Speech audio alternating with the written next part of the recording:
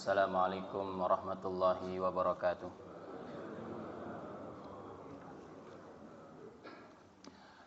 Alhamdulillahil wahidil qahhar, al-azizil ghaffar, mukawwiril laili 'alan nahar, tadhkiratan li ulil qulubi wal absar, wa tabsiratan li dzawil albabi wal i'tibar.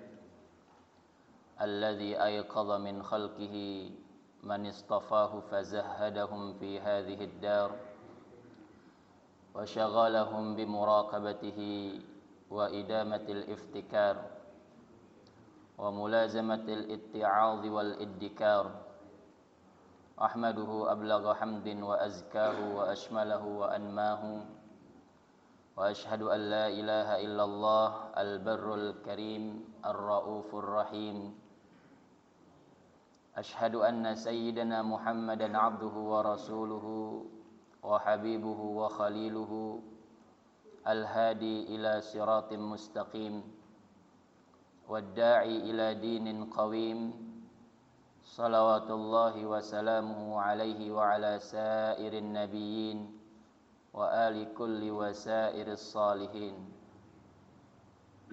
قال الله تعالى في محكم تنزيله: أعوذ بالله من الشيطان الرجيم.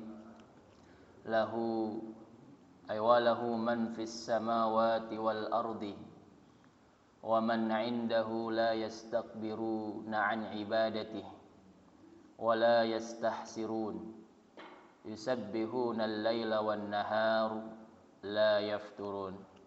Jamaah rahimani wa rahimakumullah, bersyukur kepada Allah Subhanahu wa taala dengan memanjatkan, yakni kita panjatkan puji syukur kita, rasa syukur kita dengan mengucapkan alhamdulillah bi ni'matihi tatimmus shalihat. Pada hari ini kita bisa menjalankan salat subuh secara berjamaah, dilanjutkan dengan ta'lim. Mudah-mudahan kita bisa istiqamah di dalam iman wal Islam, istiqamah di dalam ketakwaan. Ini merupakan jalan para anbiya. Ini merupakan contoh dari para nabi-nabi terdahulu. Mudah-mudahan Allah memberikan kita kemudahan dan taufik hidayahnya. Kedua, salawat salam kita haturkan kepada keharibaan baginda Nabi besar Nabi Muhammad sallallahu alaihi wasallam. Beliau sosok uswah dan qudwah yang kita cintai, yang kita harapkan, yakni syafaatnya kelak fi yaumil qiyamah. Mudah-mudahan kita semua yang hadir di masjid ini dan seluruh kaum muslimin bisa istiqamah menjalankan sunnah-sunnah Nabi, sehingga itu menjadi syafaatnya kelak di hari kiamat. Salah satu sunnah yang paling mudah, sunnah yang tidak membutuhkan biaya dan sebagainya, adalah dengan membaca sholawat kepada kanjeng Nabi Muhammad sallallahu alaihi wasallam. Sebagaimana sabdanya, barang siapa bersolawat kepadaku hina yusbih ashran wa hina yumsi ashran, pagi 10 kali, sore 10 kali, maka kata Nabi sallallahu alaihi wasallam, orang yang membaca sholawat tersebut kelak di hari kiamat akan mendapatkan syafaatku fi yaumil qiyamah, di hari kiamat. Artinya membaca sholawat, kata Imam Ibnul Qayyim, ini begitu mudah dan fadilahnya besar. Dan ini bentuk manifestasi kecintaan seorang pengikut kepada yang diikuti. Yani kita sebagai pengikut kanjeng Nabi Muhammad SAW, bentuk cinta kita kepada beliau dengan membaca sholawat. Ini yang paling mudah. Dan banyak lagi sunnah-sunnah yang lain yang tidak cukup hanya dengan membaca sholawat. Bahkan dalam hadis yang lain, aktsiru alayya minas salati fi yaumil jum'ah, perbanyaklah sholawat kepadaku di hari Jumat. Kalimat aktsiru, perbanyaklah, artinya tidak menyebutkan angka sebagaimana di dalam hadis pertama tadi. Kalau hadis pertama tadi disebutkan ashran, 10.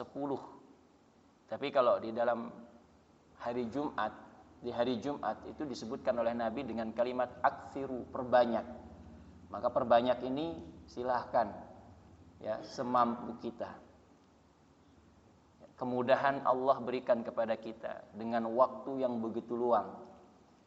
Ya, kalau misalnya alasannya adalah karena waktunya sempit, pekerjaannya sibuk, ya, dan sebagainya, maka kita bisa menyambi, ya, dengan waktu-waktu yang sibuk itu bisa kita bersolawat juga nggak masalah. Atau misalnya setelah bersolawat berzikir dulu bersolawat, boleh. Perintah berzikir pasti ada di dalam Al-Quran. Allah berfirman, ya ayyuhalladzina amanu dzkurullaha dzikran katsiran la'allakum tuflihun. Wahai orang-orang yang beriman, berzikirlah, ingatlah kepada Allah. Dengan apa? Dzikran katsira, dengan ingatan, dengan zikir yang banyak. Agar apa? La'allakum tuflihun, agar kita mendapatkan kesuksesan. Kesuksesan di sini para ulama mengatakan kesuksesan fi yaumil qiyamah, kesuksesan di hari kiamat kelak. Orang-orang yang banyak mengingat Allah ini sukses nanti di hari kiamat. Bahkan ada juga yang mengatakan sukses tidak hanya di hari kiamat. Orang yang berzikir ini sebagai solusi sukses di dunia. Ya. Orang yang berzikir sebagai solusi sukses di dunia. Para fuqaha, para ahli fikih mengambil satu dalil dari kalimat Allah, alladzina yadhkurunallaha qiyaman wa qu'udan. Dialah orang-orang yang berzikir dalam keadaan berdiri atau duduk. Ini zikir di sini maksudnya salat. Artinya kalau kita salat ini berarti sedang berzikir, sedang ingat kepada Allah Subhanahu wa taala. Maka zikir dalam salat atau salat kita itu sendiri adalah zikir. Semakin banyak kita melakukan salat, dalam hal ini salat sunnah, kalau yang maktubah sudah ditentukan di dalam syariat, maka semakin mudah kehidupan kita. Kama qala Allah Ta'ala, ya ayyuhalladzina amanu ista'inu bis-sabri was-salah. Wahai orang-orang yang beriman, ketika engkau mendapatkan satu obstacle, ujian, satu beban yang mungkin secara logika susah untuk kita selesaikan, tidak kunjung selesai, maka kata Allah, ista'inu bis-sabar, hadapi dengan kesabaran. Tata hati kita untuk menjadi sabar dulu, agar tenang dulu, baru kemudian was-shalah, maka lakukanlah salat. Maka ketika Nabi memerintah kepada Bilal ibn Rabbah, ya Bilal, adzin wa arrihna bis-shalah, azanlah dan istirahatkan kami dengan sholat tersebut. Kenapa? Nabi sangat senang melakukan sholat. Nabi sangat senang berzikir kepada Allah, ingat kepada Allah. Semakin banyak kita melakukan sholat sunnah, artinya semakin banyak ketenangan itu di dalam hati kita. Maka istirahatnya seorang mukmin adalah ketika dia berdiri menghadap kepada Allah, yakni di waktu sholatnya. Maka kalau kita mungkin hari ini menyangka bahwa yang namanya piknik atau bahasa ibu-ibu itu healing katanya ya, jalan-jalan itu untuk menenteramkan hati, salah. Itu sesekali saja. Tetapi piknik yang sesungguhnya, rekreasi hati yang sesungguhnya itu adalah ketika kita menghadap kiblat untuk melakukan sholat. Disinilah ketenangan hati kita temukan. Maka Nabi SAW memperbanyak sholat sunnahnya. Sampai ditanya oleh istrinya, ya Rasulullah, kenapa engkau sholat ya sampai kakimu bengkak, sampai kakinya bengkak? Terus Nabi menjawab apa? Apakah aku tidak boleh menjadi abdan syakura? Apakah aku tidak boleh menjadi hamba yang bersyukur kepada Rabbku? Menjadi abdan syakura. Ini jawaban Nabi Shallallahu Alaihi Wasallam. Nah ini, terkadang kita ketika sholat, baik itu sunnah tarawih ataupun kadang yang wajib, kepingin cepat-cepat selesai. Padahal disitulah tempat istirahat hati kita. Jamaah rahimani wa rahimakumullah. Kita berdoa kepada Allah Subhanahu wa taala semoga ilmu yang nanti kita pelajari Allah berikan kemanfaatan baik untuk diri kita sendiri atau untuk orang lain. Allahumma 'allimna ma yanfa'una wanfa'na bima 'allamtana wa zidna ilma wa arinal haqqa haqqan warzuqna ittiba'ah wa arinal batila batila warzuqna ijtinabah. Dengan ilmu ini Allah akan menunjukkan kita mana yang benar, kita katakan benar. Dengan ilmu Allah akan tunjukkan mana yang salah, maka kita katakan salah. Disitulah letak fungsi daripada ilmu itu. Sehingga orang yang belajar duduk di majelis ilmu, di majelis zikir, dia akan al-firaq bainal haq wal batil. Dia mampu membedakan mana yang hak dan mana yang batil. Jelas terang benderang karena ilmu. Al-Imam Ibn At-Taimiyah mengatakan bahwa sesungguhnya orang yang melakukan apapun itu, apalagi di dalam masalah-masalah keilmuan, bi ghairil ilm, tapi tanpa ilmu. Dia melakukan ibadah tanpa ilmu. Dia melakukan satu amalan tanpa ilmu, bi ghairil ilm. Kata beliau, dhallas sabil, maka caranya, jalannya akan tersesat. Itu pasti dan dipastikan akan salah jalannya. Karena apa? Tanpa ilmu. Begitulah pentingnya ilmu. Sebagaimana perkataan Imam Ahmad ibn Hanbal rahimahullahu ta'ala. Ini adalah pendiri mazhab Hanabilah, murid dari Al-Imam Asy-Syafi'i rahimahullahu ta'ala. Beliau mengatakan bahwa badan kita ini membutuhkan makan, iya, paling dalam sehari marrah atau marratain, sekali ataupun dua kali cukup.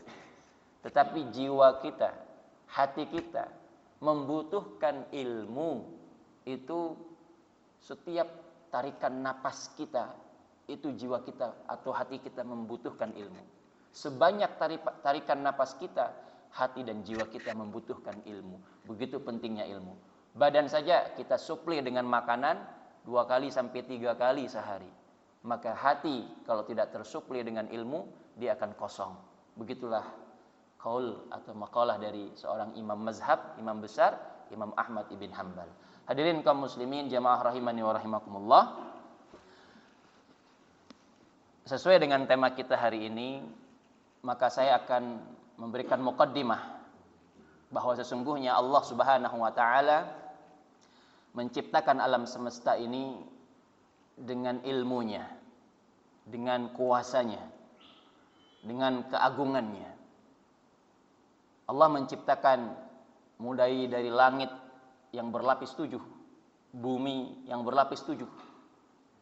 Allah menciptakan semesta yang sifatnya irrasional, sesuatu yang kadang kita tidak bisa pikirkan.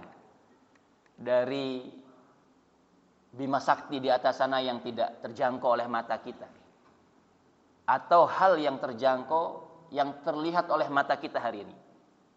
Maka pertanyaannya, makhluk apa yang paling besar hari ini yang terjangkau, yang terlihat oleh mata kita? Maka jawabannya apa? Langit.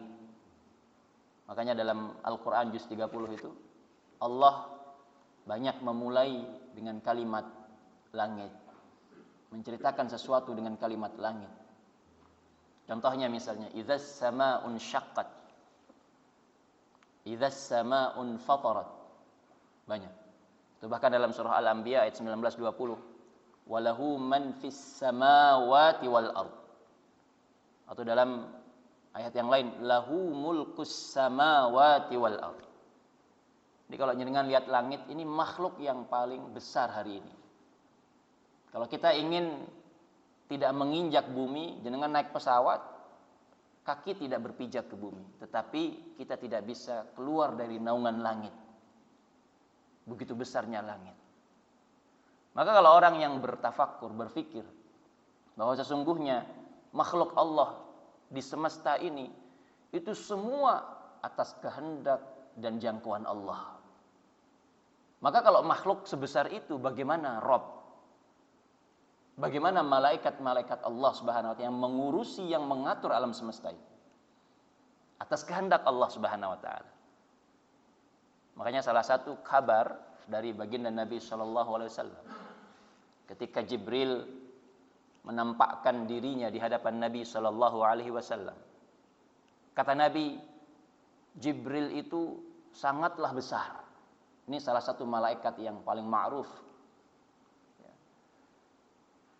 Dia Jibril memiliki sekitar 500 sayap lebih. Berapa? 500-an sayap lebih. Sampai dalam hadis itu dikatakan waqad saddal ufuq. Sampai sayapnya malaikat Jibril itu bisa menutupi seluruh ufuk, langit-langit itu. Waqad saddal ufuq. Ini kabar dari Nabi sallallahu alaihi wasallam. Makanya kalau langit besar, tapi yang Allah utus tentara-tentaranya ini juga besar-besar, Pak. Dan ini sesuatu yang gaib, sesuatu yang tidak terlihat. Bahkan salah satu dari malaikat yang memegang arsy-Nya Allah, yang menjunjung tinggi arsy-Nya Allah itu, diceritakan oleh Nabi sallallahu alaihi wasallam di dalam hadisnya, tinggi malaikat, salah satu dari malaikat yang menjunjung arsy-Nya Allah itu, kata Nabi sallallahu alaihi wasallam, antara daun telinga dengan pundaknya saja itu membutuhkan perjalanan 700 tahun perjalanan. Berapa? 700 tahun perjalanan. Nah, bisa bayangkan itu bagaimana hebatnya Allah menciptakan satu makhluk yang bernama malaikat. Yang dari daun telinganya saja sampai pundaknya membutuhkan perjalanan 700 tahun perjalanan. Gimana kalau dari kepala sampai kakinya? Ini baru pundak sampai daun telinga. Fatabarakallahu ahsanul khaliqin. Subhanallah ya. Inilah maha suci Allah Subhanahu wa taala, maka kita banyak-banyak bertasbih, bertahmid, mensucikan Allah, mentakdis ya. Karena apa yang kita lihat hari ini, langit yang begitu besar dan sebagainya itu, dan ada hal yang gaib yang juga menjadi tentara-tentaranya Allah Subhanahu wa taala, tidak terlihat juga adalah makhluk yang sangat besar. Makhluk yang sangat besar. Makanya jamaah rahimani wa rahimakumullah, langit itu sering disebutkan oleh Allah Subhanahu wa taala ataupun baginda Nabi di dalam hadisnya. Maka terbersit pikiran di dalam hati manusia. Ini kira-kira yang ngatur siapa gitu. Berawal dari berpikir, biasanya banyak orientalis barat itu, Pak. Mereka yang research tentang Al-Quran, yang meneliti tentang Islam, biasanya banyak timbul pertanyaan-pertanyaan. Yang awalnya mereka orientasinya adalah untuk mendegradasi nilai Islam, Pak. Untuk merusak nilai Islam. Tetapi ya atas izin Allah Subhanahu wa taala, karena dia belajar, mereka belajar, tersentuh dengan ajaran Islam, tersentuh dengan kehebatan nilai-nilai Islam, values yang ada di dalam Islam itu, sehingga banyak yang masuk ke dalam Islam. Ya salah satu pertanyaannya niku, Pak. Ini kok Al-Quran sedetail itu menjelaskan bagaimana penciptaan langit? Siapa yang mengontrol langit? Sampai Allah mengatakan, walahu man fis samawati wal ard. Dia Allah yang memiliki langit dan bumi. Otomatis berarti yang memilikilah, yang mengontrol, yang menguasai, yang memerintah makhluk-makhluk tersebut. Yuk kita bayangin aja, Pak, di langit itu hiasannya banyak, betul? Kalau malam ada bintang, ada bulan. Kalau siang nonton matahari. Matahari terbit timur, terbenam di barat setiap hari. Kalau logika kita, apakah ada manusia yang mampu mengurusi makhluk-makhluk sebesar itu? Walaupun China hari ini punya proyek bikin matahari KW, Pak. Dan itu jadi katanya. Dia bikin matahari tandingan. Dibikinnya cermin yang besar untuk memantulkan matahari, cahaya matahari itu. Jadi nampak betul itu matahari, Pak.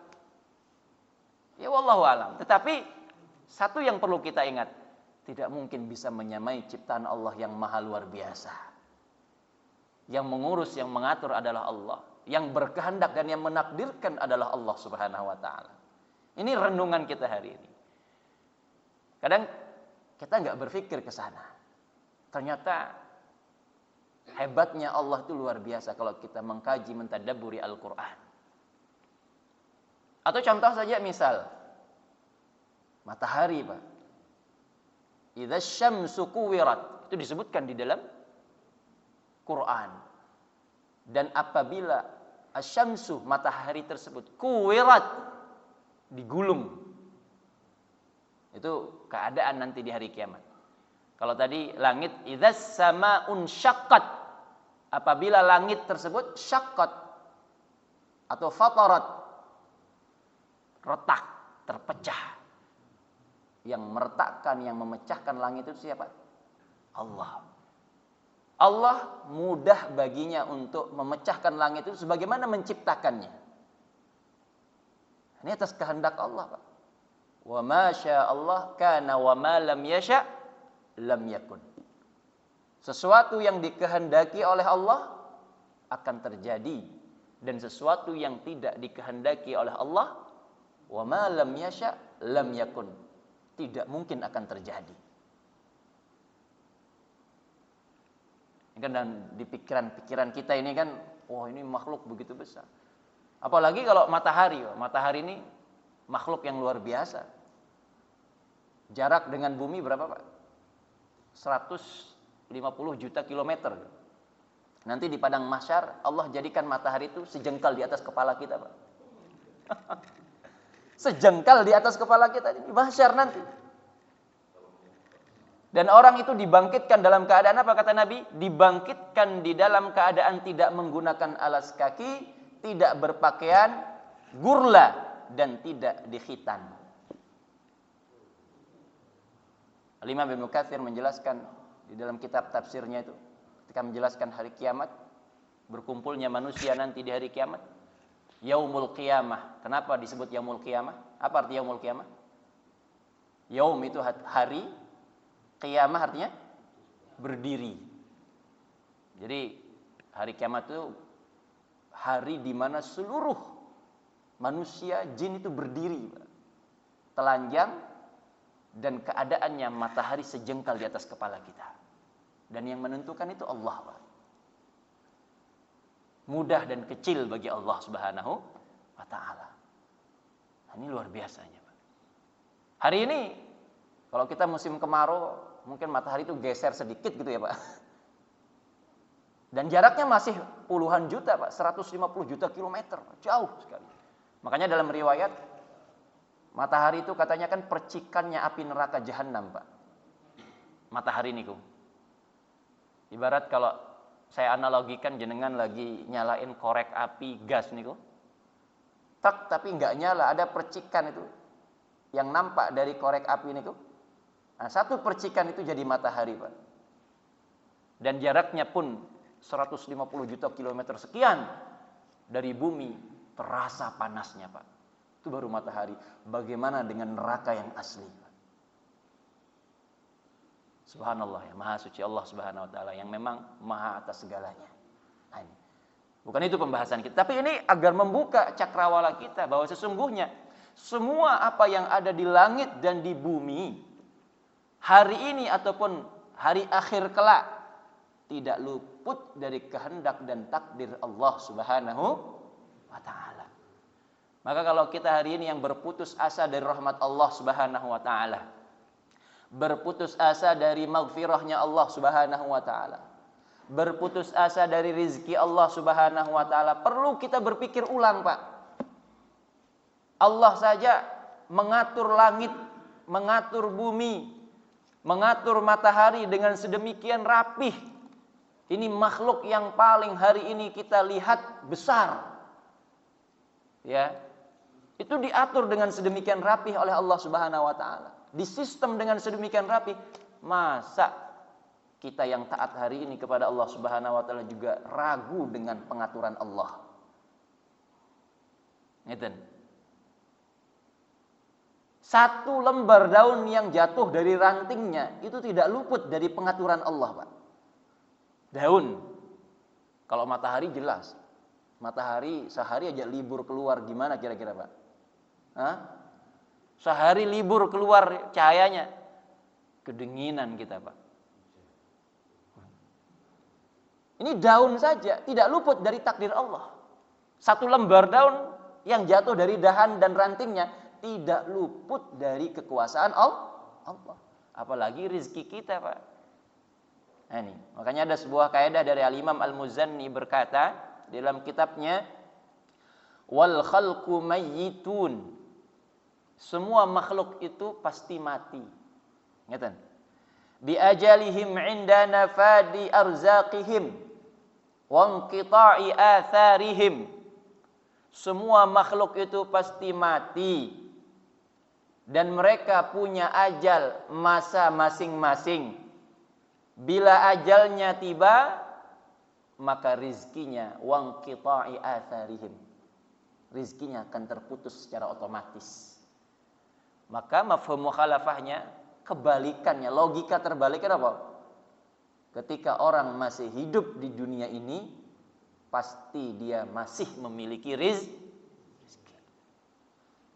Ini memang sudah diatur oleh Allah sedemikian rapi. Ustadz, saya sudah sepuh, kira-kira gimana rizki saya? Saya udah nggak bisa bekerja. Nah, ini kan mungkin ada yang bertanya-tanya seperti itu.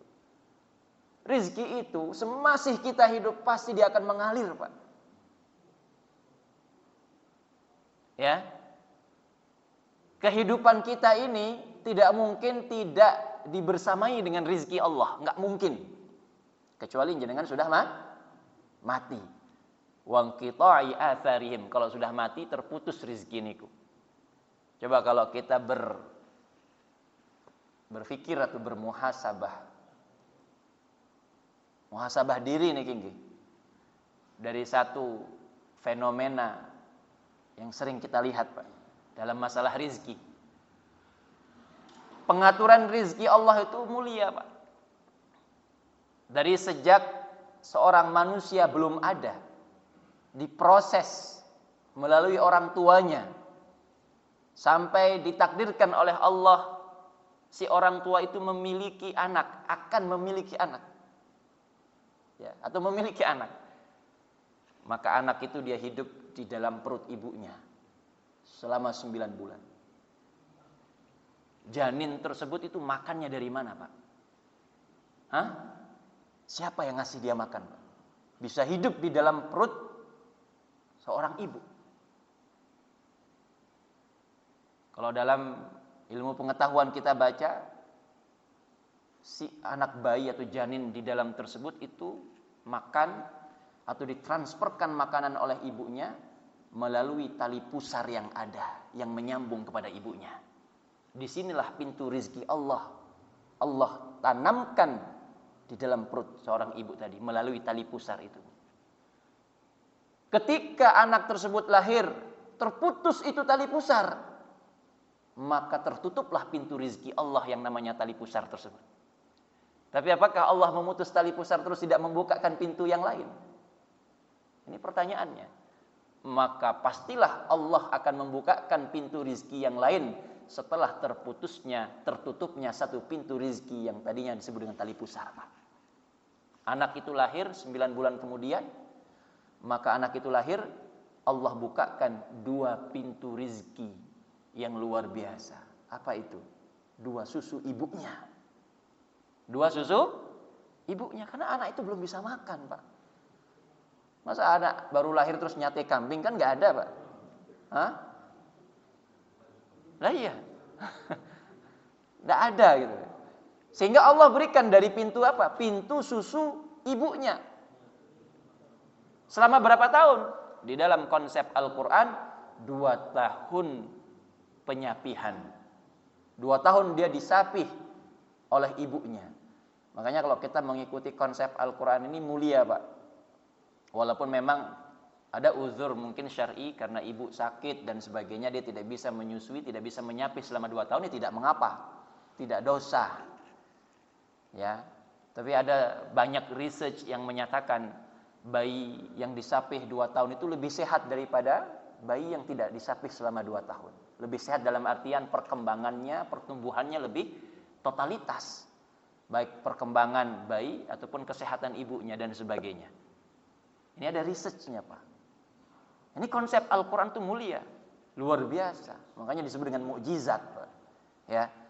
Nah, ketika 2 tahun usai, anak ini sudah mulai besar, tumbuh gigi, maka Allah tutup 2 pintu rizki dari 2 susu ibunya dengan membukakan 4 pintu rizki yang baru, yang bisa dia nikmati sebagai manusia.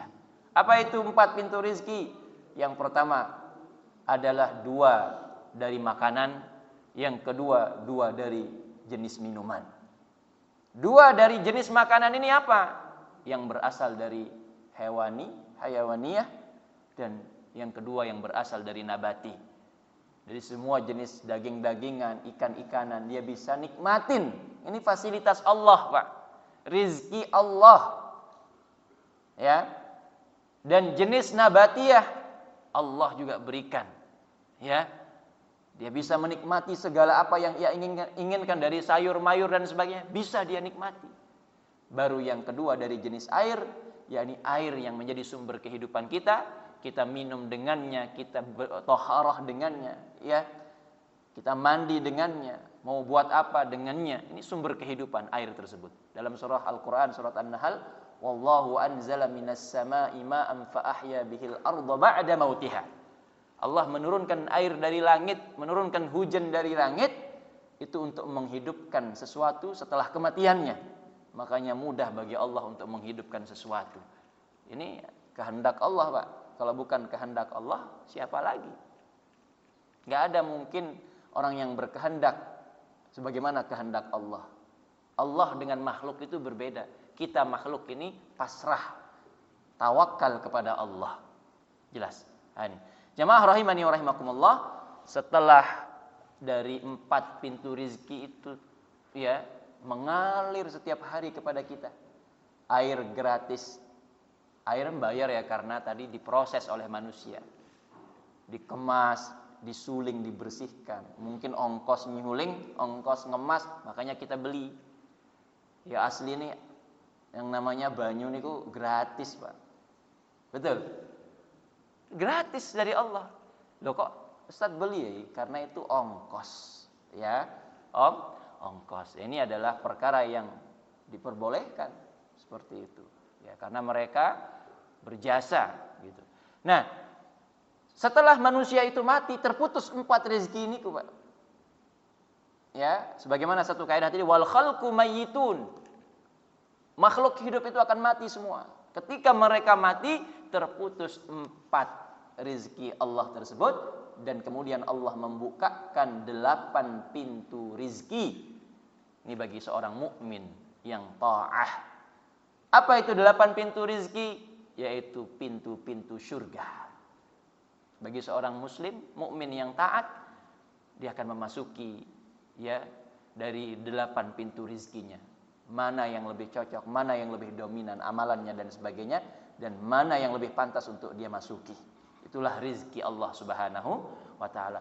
Begitulah Allah menciptakan ya alam semesta ini dari awal kehidupan kita sampai kematian kita, sampai kita menunggu di alam barzah, di waiting room itu, Pak, sampai masa yang tidak kita ketahui, hatta sa'ah, sampai hancurnya alam ini, sampai datangnya hari kiamat. Setelah datang hari kiamat, fase-fase selanjutnya, dikumpulnya kita, ditimbangnya amalan kita, dihisapnya amalan kita, sampai itu fase itu lama, Pak. Di Yaumul Mahsyar itu kita berdiri 50.000 tahun, Pak. Itu belum sampai pada neraka surga, belum. Ini proses fase, ya. Fase proses kita apa? Diadili oleh Allah Subhanahu wa taala. Berdirinya berapa tahun? 50.000 tahun. Dihisap. Nanti ada satu ayat yang di dalam surah Abasa itu, wa ummihi wa abihi wa sahibatihi wa banihi ila akhir ayat. Keadaan di yaumul hisab itu katanya, saking kita takutnya dengan apakah amal kita ini diterima atau tidak. Apakah amal kita ini, LPJ kita di dunia ini, laporan pertanggungjawaban kita, diberikan dari tangan kanan maupun tangan kiri atau bahkan dari belakang. Saking takutnya di hari itu, kita tidak akan pernah memperdulikan satu sama lainnya. Diumpamakan di dalam ayat tersebut, seorang anak memanggil ibunya. Ibunya tidak mau menoleh, Pak. Seorang anak memanggil ayahnya. Ayahnya pun tidak mau menoleh. Seorang sahabat memanggil sahabatnya. Sahabatnya pun acuh tak acuh terhadap sahabatnya. Kenapa? Karena saking takutnya dengan hari tersebut. Saking kita ini takut, kira-kira saya selamat atau tidak. Nah ini, itu yang menjadi prioritas kita. Maka ketika mungkin amalan kita diberikan dari tangan kanan, baru kita tenang, Pak. Alhamdulillah, kan gitu. Nah ini keadaan di masa itu, di waktu itu. Nah, kembali bahwa sesungguhnya ada satu hadis Nabi sallallahu alaihi wasallam yang mengatakan, kataballahu maqadiril khalaiq qabla an yakhluqas samawati wal ardi bi 50 alfasanah. Allah menetapkan takdir seseorang itu, takdir makhluk itu qabla an yakhluqas samawati wal ard, sebelum Allah menciptakan langit dan bumi itu waktunya 50.000 tahun, Pak. Jadi sebelum langit dan bumi itu 50.000 tahun sebelum itu, penciptaan langit dan bumi, Allah sudah menakdirkan takdir-takdir kita. Allah sudah mencatat, menetapkan takdir kita. Nah ini. Makanya kadang-kadang kita memusingkan sesuatu yang tidak harus kita pusingkan, ini wasting time, Pak. Merusak, menyita waktu kita saja. Maka tugas kita sebagai manusia niku napa? Adalah menjalani kehendak Allah, menjalani takdir kita dengan ikhlas. Makanya doa yang sering kita ucapkan, Pak, setiap hari itu, Allahumma inni as'alukal huda wat tuqa wal afaf wal ghina. Minta hidayah, minta petunjuk dalam segala hal. Satu. Kedua, minta ketakwaan kepada Allah, karena ketakwaan ini menjadi mizan, timbangan kita. Takwa ini menjadi libas pakaian kita. Walibasut taqwa dzalika khair. Minta afaf. Apa ini afaf? Apa? Artinya apa? Afaf. Minta sifat afaf. Alergi dengan sesuatu yang haram. Ini sifat afaf. Minta, kata Nabi, ghina, sifat sugih, sifat kaya, sabar, sifat merasa cukup terus dengan setiap kehendak Allah. Ini yang harus kita miliki. Jadi kalau orang tidak punya sifat ghina ini, rugi, Pak. Apapun yang Allah kasih kepada dia, dia akan tidak bersyukur, selalu merasa kurang, Pak. Tapi kalau dia memiliki sifat ghina, hari ini makan mendoan, ngesoke mendoan maning, ya ora apa-apa. Karena ghina, Pak. Nggih? Ghina niku napa? Nerimo, Pak. Iya. Iya. Ikhlas dengan ketentuan Allah. Ya. Ternyata setelah ditanya kenapa mendoan terus, mendoan enak banget Ustaz katanya. Wah, memang doyan, Pak, bukan karena nggak bisa beli ternyata ya. Tapi kalau memang dia nggak bisa beli daging, saya yakin orang yang memiliki sifat ghina itu kalau makan mendoan atau makan daging rasa daging, Pak. Lah iya, daging rasa daging. Tapi kalau nggak bersyukur, daging rasa daging, Pak. Kebalik nih, oke? Kalau orang nggak bersyukur itu ya makan daging tiap hari katanya rasa daging. Ini nggak bersyukur ini. Nah ini sifat ghina penting kita miliki. Kita bisa menerima setiap ketentuan Allah karena ada sifat ghina, kaya hatinya. Nek bahasa umumnya itu qanaah gitu ya, Pak. Oke, qanaah. Nah ini merupakan hal yang mesti kita tanamkan di dalam hati kita. Makanya idza jaral 'abd maqdurun yakrahuhu falahu fihi sittatu masyahid.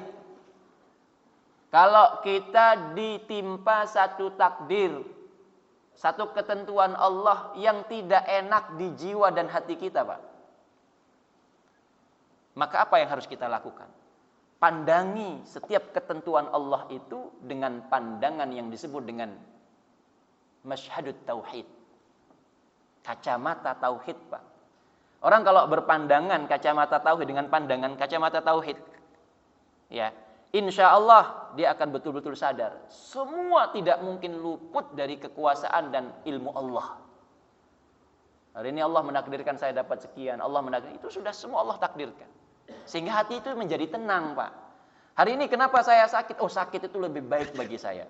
Loh, karena ada orang yang maaf, ya, yang ketika sehat tidak pernah sholat ke masjid, tapi ketika sakit jadi rajin ke masjid. Iya, Pak. Nah itu memang takdir Allah itu luar biasa. Tidak ada yang buruk sebenarnya kalau kita mau sikapi dengan gentleman, Pak.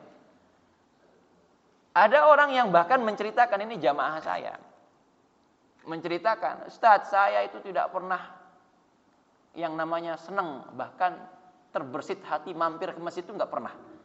Kalau lewat masjid itu melengos Pak, nggak pernah sholat.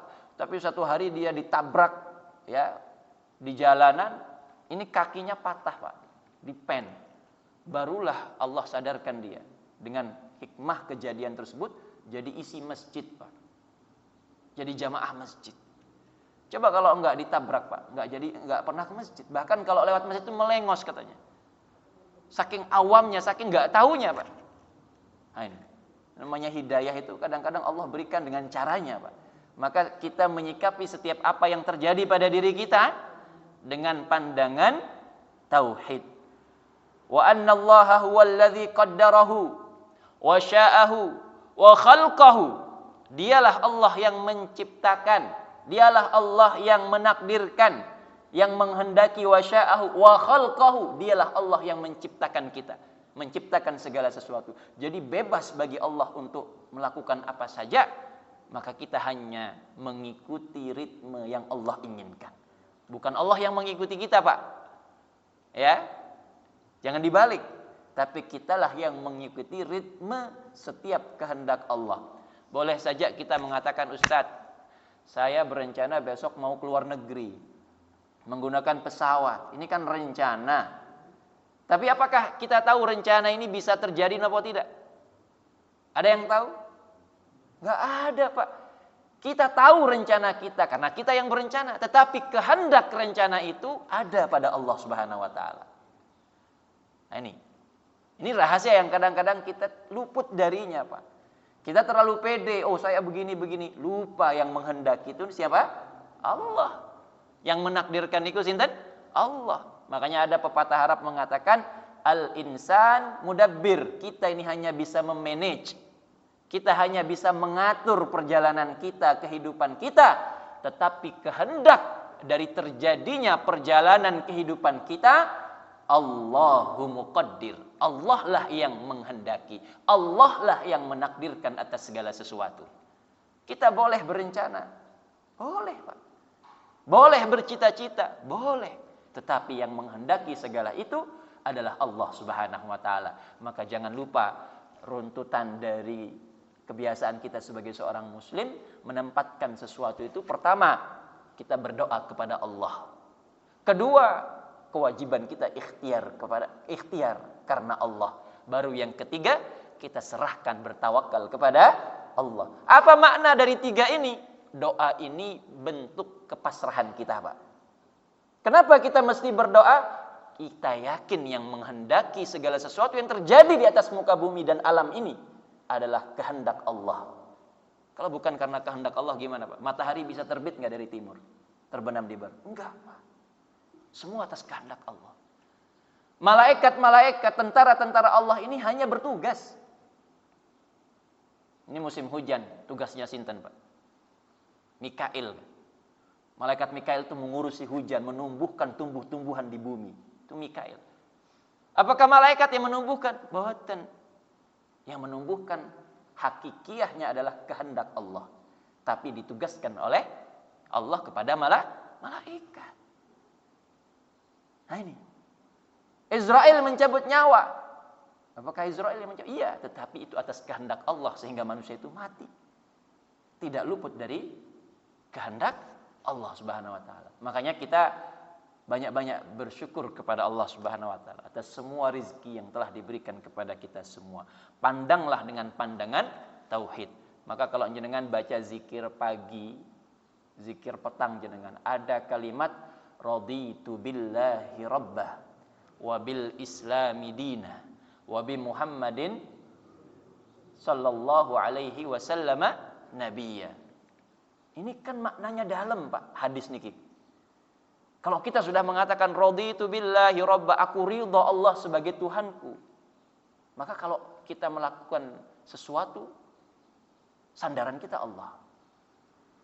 Kalau kita butuh sesuatu, mintanya kepada Allah. Jangan nanti kita katakan raditu billahi rabbah, giliran kiosnya ndak laris, dukun pula yang bertindak. Nah ini. Akhirnya minta pesugihan katanya kan. puasa mutih nggo sugih. Nah, di dalam Islam tuh ada puasa mutih juga, Pak. Jadi enggak cuma mutih Jawa. Bahasa Arabnya puasa mutih itu kan ayyamul bid. Ayyamul bid itu niku artinya puasa mutih, Pak. Ayyam itu jamak dari yaum, hari-hari. Bid itu artinya putih, Pak. Ayyamul bid, puasa putih, hari-hari putih. Tapi beda dengan putihnya Jawa, Pak. Nek mutih Jawa niki beda. Makan nasi putih tok, ya, tidak menggunakan lauk. Nah, ini dalam Islam nggak ada yang seperti itu. Nggak ada. Kalau mutihnya Islam itu ayyamul bid niku, Pak. Yang 3 hari dalam sebulan niku. Nah, itu bagus. Itu sunnah Kanjeng Nabi Muhammad sallallahu alaihi wasallam, dan niatnya karena Allah, bukan niat karena kepingin kebal, Pak. Enggak dapat ajian rawa rontek gitu ya. Apa maning pesugihan. Apa maning ajian ayu pengasih kan ya. Macam-macam. Nah, ini tujuan-tujuan yang salah. Kita datang ke sahin, dukun, kita datang ke sahir, tukang sihir. Enggak boleh, padahal kita sudah katakan raditu billahi rabba. Ini kan ikrar. Komitmen kita sebagai seorang muslim, kalau memang kita sudah bersandar kepada Allah, hanya kepada Allah saja, jangan kepada manusia. Makanya segala sesuatu yang kita sandarkan kepada manusia rugi, Pak. Rugi sekali. Apapun masalah kita, pertama yang harus kita lakukan menyandarkan diri kepada Allah. Ini yang harus kita rubah pola-pola kita, Pak. Kadang kita punya masalah apa, oh ini yang bisa bantu tetangga nih sing sugih. Ini yang bisa bantu saudara saya. Kalau dulu para sahabat ridwanullah alaihim ajmain ketika ditimpa satu obstacle yang besar, masalah yang besar, mereka sholat, Pak. Iya. Mereka sholat, datang ke masjid. Kalau waktunya pagi ya dia duha, Allahu Akbar. Itu di rumahnya. Ini cara para salafun saleh terdahulu. Para ulama-ulama kita terdahulu. Jadi bukan kita sandarkan dulu kepada manusia. Siapa yang bisa membantu? Kalau kita menyandarkan segala sesuatu kepada manusia dulu, rugi kita, Pak. Sangat rugi. Tapi kalau kita sandarkan kepada Allah, Allah memiliki banyak cara untuk membantu kita. Wa may yattaqillaha yaj'al lahu makhraja. Syaratnya apa? Bertakwa, Pak. Syaratnya memprioritaskan Allah. Bertakwa kepada Allah. Kalau sudah bertakwa kepada Allah, yaj'al lahu makhraja. Allah akan berikan yaitu jalan-jalan keluar yang begitu banyak yang enggak kita sangka-sangka. Datangnya dari mana, itu urusan Allah. Urusan kita apa? Doa kepada Allah, ikhtiar dan serahkan segala urusan-urusan kita kepada Allah Subhanahu wa taala. Masih waktunya apa? Habis. Masih, Pak? 5 menit ada pertanyaan, Pak? Silakan.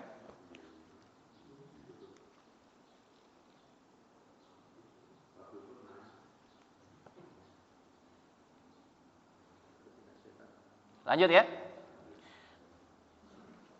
Terus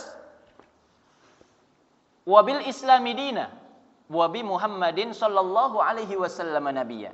Jadi yang kedua dalam doa kita tadi ya, kita ridha ya, Islam itu menjadi metode, menjadi agama kita. Cara hidup kita, kita ridha. Kalau kita ridha dengan Islam, maka segala sesuatu kembalikan kepada ilmu aslinya, Al-Quran dan Sunnah. Ini makna ridha, Pak. Kadang-kadang kita sebut doa tersebut, kita ucapkan doa tersebut ridha, tetapi kadang menyelisihi daripada Islam itu sendiri. Nah, ini kan kacau, Pak, dalam berpikirnya. Makanya kalau misalnya kita ridha dengan Islam, Islamlah sebagai agama kita. Inna dina indallahil Islam. Kita yakin bahwa Islam itu adalah agama yang paling benar. Hari ini banyak virus-virus pluralisme, Pak. Virus liberalisme dihembuskan oleh orang-orang yang tidak bertanggung jawab. Ya. Melalui bacaan-bacaan yang bebas. Melalui media-media yang kadang-kadang sadar nopo tidak sadar, kita ini dicekoki dengan virus-virus pluralisme. Makanya kita banyak menemukan ada orang yang mengatakan, Ustadz, yang agamanya berbeda dengan kita kan hanya caranya saja yang berbeda, tapi kan satu tujuan. Ada yang mengatakan begitu. Nah, ini kesalahan umum, ini kesalahan di dalam berakidah, Pak. Hati-hati, Pak. Atau semua agama itu benar. Lah kalau kita seorang muslim tidak boleh mengatakan seperti itu. Ngeten?